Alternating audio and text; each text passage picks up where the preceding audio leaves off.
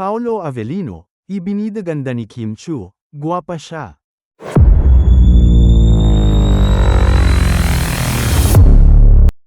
Super nagpakilig muli sina Kim Chiu at Paolo Avellino sa Kim Pao fans sa kanilang tour sa Cebu para sa pelikula nilang My Love Will Make You Disappear.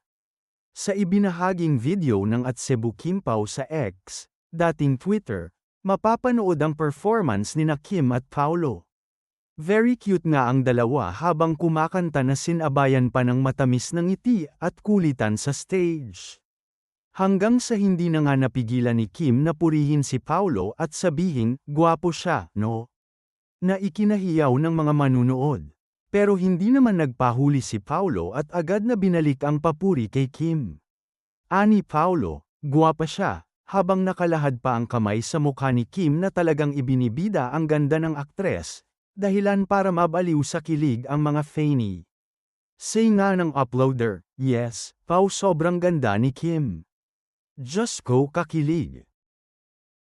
Samantala, nagsalita na ang ilang mga supporter ng dating Pangulo kaugnay sa isyu kay Kim Chiu, partikular sa naging spill nito sa It's Showtime, sa katagang Dosherv. Mababasa ang post ng mga Kim Pao DDS supporter sa kanilang X account na hindi mababago ang kanilang suporta kay Kim sa gitna ng isyu na kinahaharap nito ngayon. At Ice Life 5, I am Tiga Davao, at taos puso kung sinusuportahan ang aming Tatay D. Pero malawak ang pangunawa ko at pag-intindi. Yung kilig at pagka-inspired ko sa Kim Pao ay hindi kailanman mawawala. Life is short para manghusga tayo ng kapwa-tao, na wala naman ginawang mali. Love you Kimi. At per 51123, same I'm also from Mindanao a proud Bisaya. But will still love Kimi because sa totoo lang walang mali sa sinabi niya. At Berks Janie, same pala tayo pero North Cotabato ako and supporter ni Tatay D and I love Kim binasa lang niya script. Dami pala fans na DDs. Samantala, ilan naman sa Kim Pao fani ang bumati kina Kim at Paolo ng happy first anniversary ng kanilang love team.